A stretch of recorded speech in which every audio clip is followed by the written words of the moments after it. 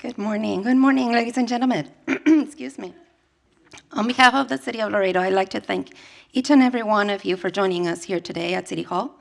My name is Isabel Sosa, and I will guide you through these morning's events. This morning is particularly meaningful as we are proud to bring together federal, local, and departmental leadership for a series of important announcements, each of them centered around progress, service, and the strengthening of our community. Before we begin, I'd like to take a moment to recognize some of our honored guests and officials who have joined us today. First and foremost, the Honorable Mayor of the City of Laredo, the Honorable Dr. Victor Trevino, and his wife, Ms. Rosa Marquez de Trevino.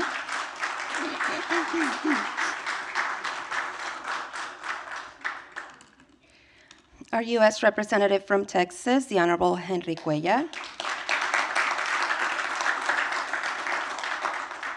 Representing our Webb County Sheriff, the Honorable Martin Cuellar, is Commander Dennis Garcia.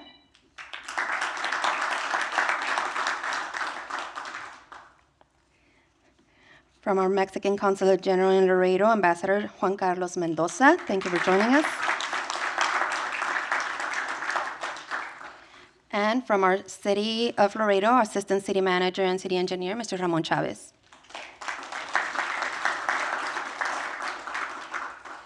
Last but not least, our Utilities Director, Dr. Tarek Alzabet.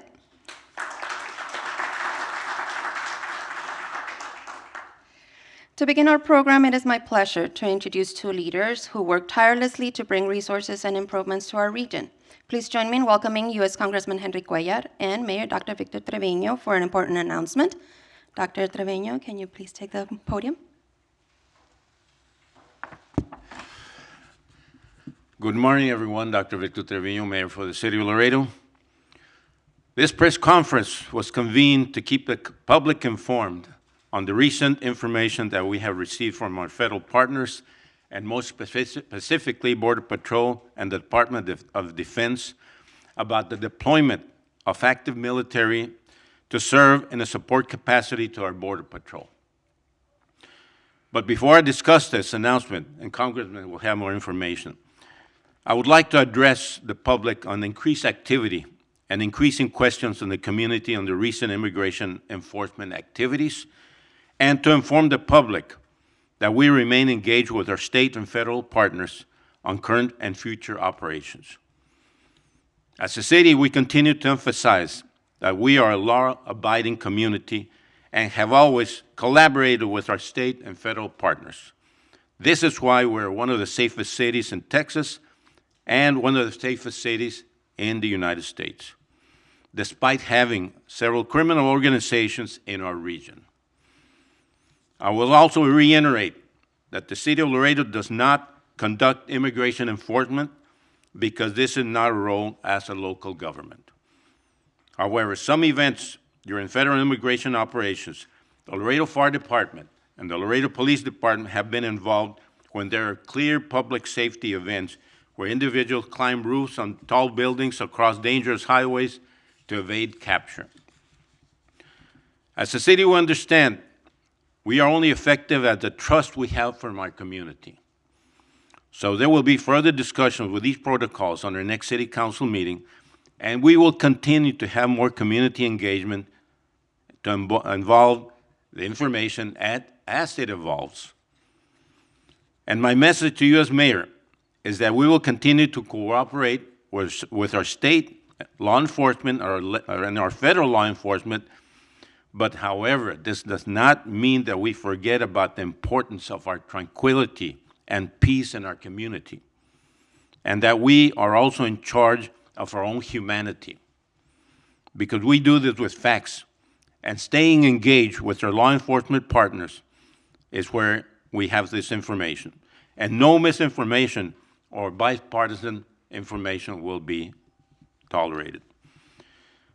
Because we can agree that we have a broken immigration system that has existed for decades. And we also agree that we're a country of laws.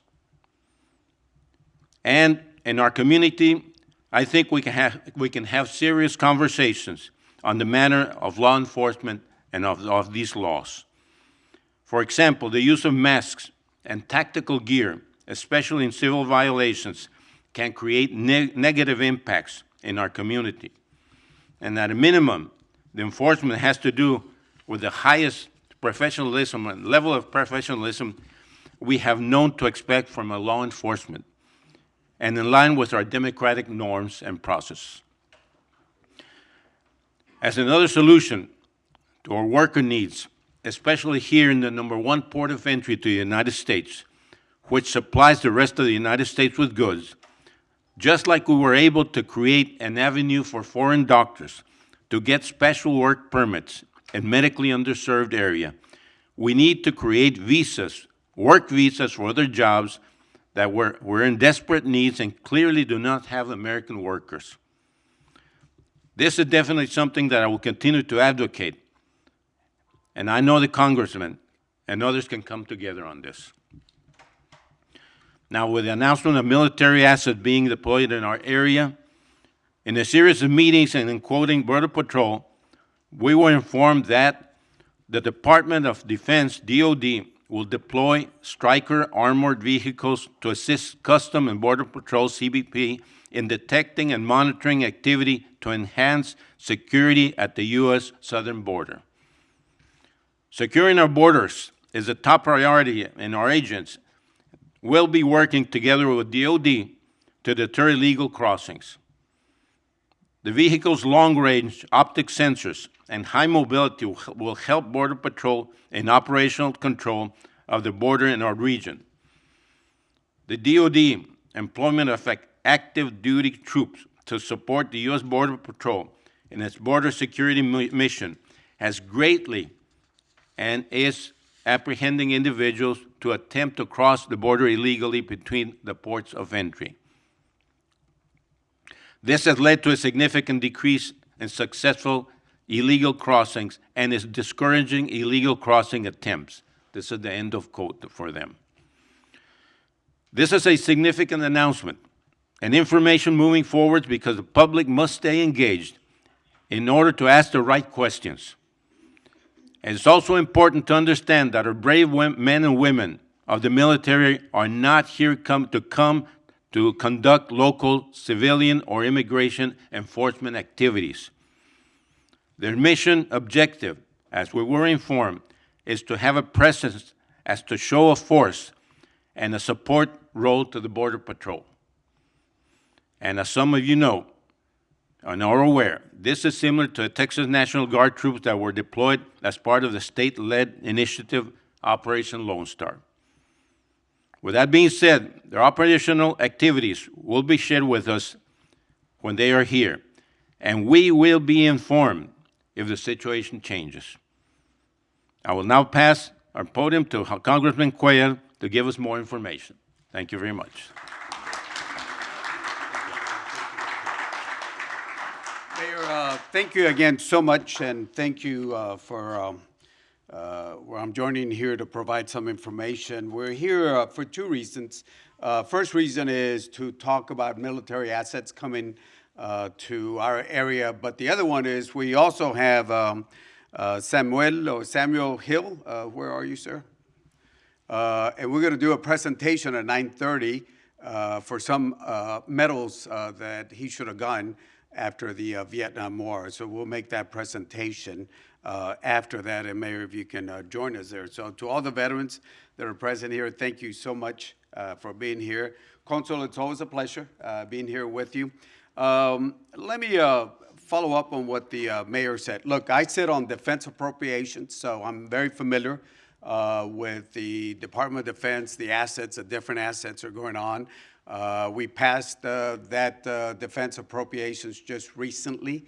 I also sit on Homeland, and I'm also very familiar with Homeland appropriations, and in there we covered different things. You know, one of my things has been here, I've been here like you, Mayor, for years. We see the pendulum. Quite honestly, under the other administration, people were just coming in. And some good people, but some people with criminal records. And now it looks like the pendulum's going up there where they want to shut down the border in a very different way. So I would say, why is it that Washington, D.C., and DF don't understand us here at the better, a little better. You know, we're here at the border. So we're seeing different things, and you mentioned the mask. I will be sitting down with both Democrats and Republicans talking about ICE raids. You know, why is that they're coming in with masks? If you have a local policeman, usually they come in. If they're doing undercover, I can understand that. But if they're coming in, why are they coming in with certain masks? So we're going to talk about whether if they have the number or you know the badge, you can identify them. You know, we're going to try to figure something out. So there's a lot of things that are going on right now that we're having debates in Washington, D.C. from ICE. And as you know, I feel that if you're a criminal, if you are somebody here, there's about 1.5 million people that have final deportation orders from an immigration judge, or you're a risk to the national security. I think folks like that should be deported, But there are a lot of people here that have been working here and don't have a criminal record. And I don't think the focus of ICE should be on that. And I've told ICE, you know, instead of going after those folks that are working, I agree. You know, and we try to pass immigration reform, work visas. In fact, myself and some Republicans were able to pass a H-2B, H-2A, which is, and a P-1, which are the carnival workers, the seasonal workers, the ag workers. So we passed something on appropriations. Again, it's not immigration reform, but we've always been able to do certain things on H-2B, H-2A, and now carnival workers, the P-1. If you talk to WBCA and look at the carnival workers, a lot of them have visas. A lot of people don't know this, and so we're working at least a limited, but we should do more on visas to have people that want to work here, have clean records, and have them come in. If you go too hard, the way I think they're going on the people working here, it has an impact on our economy. It has an impact on our economy. So again, we told ICE, but they're getting instructions up there that they should be, you know, I've told them they should be focused on the criminals, the risk to the national security, and people that have final immigration reform, and not the other people on that. And I've seen the videos and I've seen things that's been happening. I've gotten a lot of calls from Democrats and Republicans here saying, hey, Henry, what's going on? Why are they, you know, focusing on workers on that? And I've had up there in D.C., I've had people from West Texas, dairy farmers, ag farmer, construction workers, name it, people that are worried because of what ICE is focusing on. So we're focusing on different things. And as you know, I'll be flying back this afternoon back to D.C. There's another vote on a bill that I think will be disastrous in many ways. There's some good things, but overall it's disastrous. First of all, it adds $3.3 trillion to the debt. And, you know, everybody that used to complain when there's a Democrat at the White House, not a peep from those folks. $3.3 trillion they're adding to the debt itself. Like I said, there's some good things. You know, they were broken up. There were probably some things that would have supported. But there's some things there that, a lot of things there, SNAP, food, 54,000 people in my district will lose assistance. Healthcare, insurance, they will lose that. Medicaid, that they would lose it. And that's what I'm worried about. So we'll be heading up there. So we're up there, we're back here, we're working with the mayor. But today, I want to mention, as the mayor said, there is a contingency, and I've been, you know, we've talked to the Department of Defense consul, and I know we don't want to militarize the border. I don't believe in militarizing the border, but they're coming in to supplement the 300 soldiers that are here. I don't know if you know, but there's already 300 soldiers, not National Guard, but active, that have been here for a while doing work supporting Border Patrol. So there's 300 soldiers. There'll be another 100 or so that will be coming in with them. Along with that, maybe around 10. It's all being assessed. send strikers, and we did ask, why strikers? If you're familiar with those, why? And they're saying that they're going to put them in high traffic areas in Laredo. They're going to probably drive in at night, so people don't see them. And they'll be stationed at certain areas. So I said, why are we bringing the strikers, besides the show itself? And we got veterans, and I think you know what strikers are used for, but they apparently want to use some technology that they have there, and that is to look at the drones. They're coming from Mexico, and because as you know, drones are coming up. They do the surveillance. You can put $1 billion of equipment and do it over here, but they have surveillance, and a lot of them are smart enough to cross over, because once they cross over, then we can take action. But they go up on the Mexican side and do the surveillance, counter surveillance. So they want to use that technology on it. Is what I've been told, to use that technology. And of course, as you know, Laredo's been the second lowest crossing border. So I asked, what are the latest numbers? And as of this morning, the latest numbers for the Laredo sector is 13 individuals. 13 individuals, 1-3 a day, which is almost nothing. In the old days, it was a lot more, but 13 individuals. So again, you got to look at what the facts are. We talked about, and I want to thank all the law enforcement here. We are the safest place, one of the safest places on it. You look at all the latest numbers, rape, assaults, murder. We're still the safest place, and the national murder rate, for example, compared to the border rate is safer. Look at any other assaults or crimes. The border is lowest. D.C., it's about 3-4 times more dangerous than the Laredo. So people ask me about what's the most dangerous thing about the border. I always say when I leave the border and go to Washington, and I'm not talking about the politics, I'm talking about the crime. So those are the things that we're looking at. So again, as the mayor said, clarity. We want to make sure that there's transparency. The decision was made. I asked that, do we need to bring those? But the decisions have been made coming in. So as I mentioned, certain vehicles will be coming in here. They'll be stationed at a certain areas. And again, they're to support Border Patrol. And I've talked to Border Patrol on it. And they'll be coordinating with the 300 soldiers that we have here, military soldiers, and I've talked to the top general about them here. In fact, one of the last press conferences, we had some of them here with us. They were here in this room with us. So there'll be the additional 100 to come in to put in the high traffic. But remember, Laredo sector, 13 on it. They'll be here, the assessment, for a period of time. We don't know how long they will be here. We've been trying to get that information, Mayor, and I think we don't know, and I don't know if they know that also.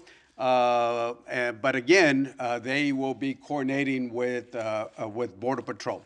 Finally, the other thing, this big bill that's coming up, there's $46.5 billion for a border wall and technology and other things. As you know, we've been very successful with a lot of y'all and myself in appropriations to stop the border wall from coming in. I know the state is coming in, but the state gave up on the border wall. They realized how expensive it is, and all you need is a $100 letter to overcome billions of dollars. With a $100 ladder, you can overcome billions of dollars. But there is $46.6 billion. I did talk about the White House. They saying it's not all border wall. There is money for roads, technology, and other things in there. But as you know, there's certain people in D.C. that want a border wall. And if you look at the map, we're the only area that doesn't have a wall. And there's a reason why. When Bush was there, I knew Governor Bush very well. We didn't get a wall. When Obama was there was not that. Biden didn't push it. At the end, he had to do something in Stark County. And under Trump one, didn't happen. We got close. But now we got this possibility with $46.5 billion. That's a lot of money. So we're working, talking to them about that to put more money in technology, getting rid of Carrizos, river roads, as you know. The river roads are very important, so we're trying to get them to focus on other items instead of the border wall. So there's a lot of things moving, and the mayor and I will do everything to be transparent, to work with y'all, to give you as much information. You know, we don't want rumors out there and all that, but we wanted to let you know before you start seeing pictures on TikTok or videos on TikTok and showing the strikers there. So we think maybe 10 or so it's still being assessed, maybe an additional 100 soldiers in addition to the 300 that we have here. They'll work with Border Patrol. They'll be put in the high traffic area where 13 people a day are crossing over. This is for the whole Laredo sector, And we've been in communication with the chief, as the mayor has. There are other issues coming in. You know, remember the military zones? We did ask about the military zones. As you know, it's a new concept. How do you bring in the military in there? So they're talking about military zones. That's still up in the air, even though they're looking at Laredo and Zapata, but it's basically they designate a zone, a military zone, so the military can get over that law that we have. So there's a lot of things in action and in play, and we want to just make sure that we're transparent and give you as much information that we have. With that, I know we got Samuel, and we're going to move on. Mayor, if you want to join us on that. And I want to thank all the veterans for being here with us today. And if we can do this presentation on it. So today, you know, I want to thank your wife, Sylvia Segovia, in my office. As you know, as a member of Congress, we do different things. We vote for good things, vote against bad things up there in D.C. We bring in federal dollars, and I think you got some of your folks on the, you know, so we can keep up on some of the funding coming in, especially the $20 million. I understand that the Army Corps is moving along pretty well with y'all, so thank you again so much. $20 million we got in December during that emergency. As you know, the emergency in North Carolina, Florida, we're able to put an emergency of $20 million for water lines here. So we got a lot of things, but it's always important as a member of Congress to recognize our veterans. And we've worked with our veterans, and I want to thank the veterans that are present here. A lot of times it's building a new clinic and other things that we want to work on, services where now 98, maybe 99% of all the trips of the veterans used to go to San Antonio, they can do it here now home. That saves you time and money and all that. But there's other things as a member of Congress, and certainly in the Appropriations Committee that I'm in on for Defense, recognizing the veterans. So I want to thank my office that's present here, Ms. Segovia. Ms. Segovia, my staff were, and Ms. Segovia, a little biased because I see Wedo here, but Ms. Segovia has been with me, I don't know, 10 years or so. And if you ever need any help on passports or immigration issues or veterans issues, you know, we got other folks here, but Ms. Segovia has been doing this work for many years, so I certainly want to thank her. But here, we're here to honor a man who served with quiet courage and deep devotion, Mr. Robert Samuel Hill, and you're here with Ms. Hill. During the Vietnam War, Mr. Hill stepped forward when our nation called, and he didn't just serve, he served with distinction. His decorations speak for themselves. Won the Bronze Star Medal, one of the military's highest honors for heroic achievement in a combat zone. And I'm going to go over the medals that were not given to him. Should have been given to him a long time ago, but Ms. Segovia worked with him to get the medals at this time. So here we are decades later, and we're working on that. So won the Bronze Star Medal. The second medal that he'll be also getting, the National Defense Service Medal, which is awarded to those who serve honorably during a time of national conflict, and Vietnam was certainly to all the Vietnam veterans. You know, that was a conflict, a very a very difficult conflict for not only our soldiers, but for America, and remember the 60s and all that. He also will be getting the Vietnam Service Medal with 3 Bronze Stars, recognizing the participation in 3 major campaigns during the Vietnam War. He's also getting the Republic of Vietnam campaign ribbon with that's been issued, was issued by the South Vietnamese government to Allied troops who fought with Vietnam for more than 6 months. And he's also getting the marksman badge with a rifle and auto rifle recognition for expert marksmanship and weapons proficiency. And again, at the time of separation of the Army, they ran out of Bronze Stars, and Robert, who's been, I know it's incredible, we spent so much money on defense and we can't even get the medals of our soldiers. But Robert, being a very humble man, never made a fuss about it. But we're here to fix that problem. And because of very act of valor, he deserves to be remembered. Not only you, but all the veterans that are present here today. As General Douglas MacArthur once said, "The soldier above all people prays for peace, for it is the soldier who must suffer and bear the deepest wounds of a war." And it's not only you, but the wife and the family that go through that, as the veterans know. Mr. Hill, your service reminds us that heroism isn't loud, it's steady, it's faithful, and it endures, Mr. Hill. And so we're very excited that we're here, because today, on behalf of a grateful nation and the people from South Texas and people from Laredo, it is my deep honor to present this long overdue medals and say 2 simple words. Thank you. Thank you. Thank you for that. So may, Mr. Hill, may your story continue to inspire generations of Americans to serve with the same humility, grace, and grit. Thank you. And to all the veterans, thank you. And before we ask you to come up, I'm going to ask the mayor to say a few words. Mayor, sorry. Well, as mayor, I have always appreciated everything that our veterans do for us. This is the reason why we're safe. And I remember the Vietnam era. I was in college. It was a trying time, very difficult for us. And we have our liberties. We have our way of life because of that. And we need to really appreciate it. As Laredoans, we need to focus on that. We need to continue having our cities and our state and our country safe.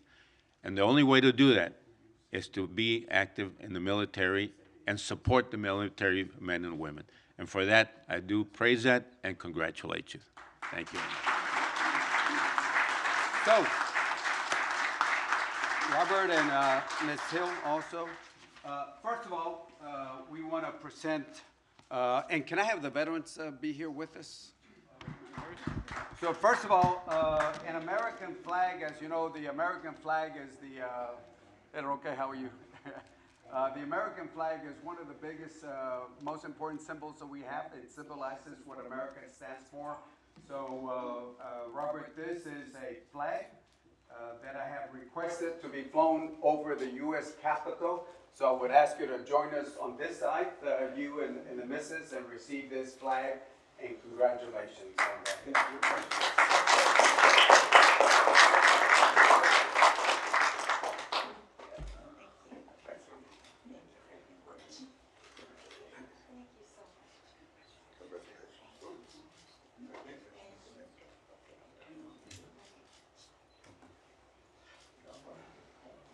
Since the Vietnam War, he never fussed about it. Incredible. Incredible.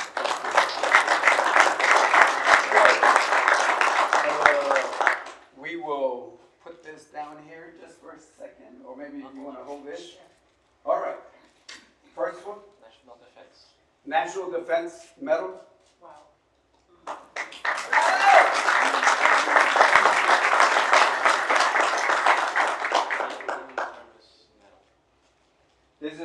Vietnam Service Medal with the 3 bronze stars on it.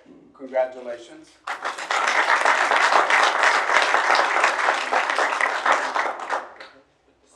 So this is the Republic of Vietnam campaign ribbon with device.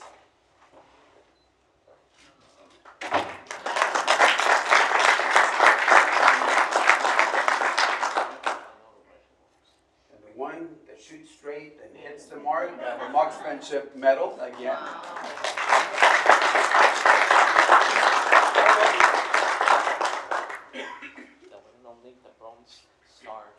So the Bronze Star Medal, this is the key one itself, and so congratulations.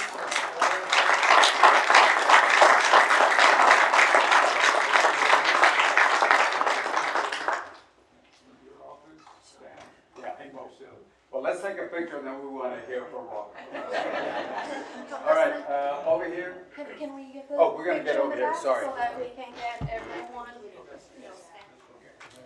Let me take one picture here. One picture here. 1, 2, 3. Perfect. All right. Uno por aquí, I'm por gonna take favor, your spot. por aquí. Sí. Muchas gracias, felicidades. One more here in the middle. Right here. Thank you. One more there. 1, 2.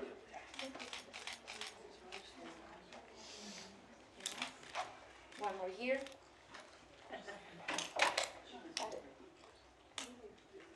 So much. All right, one more. Ready? No, I'm okay. Yeah. All right, thank you. Thank you.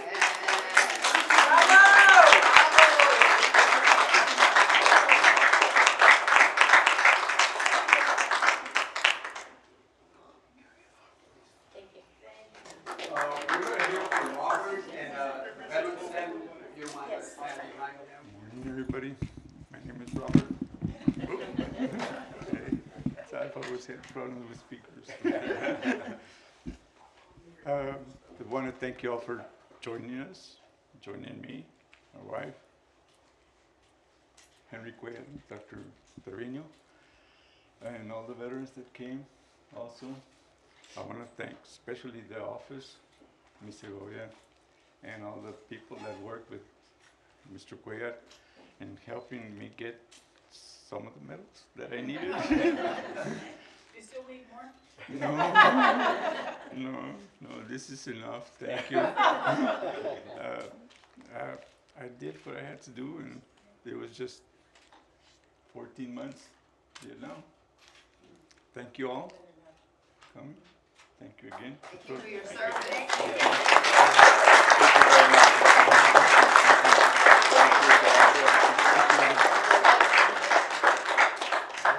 What's the difference between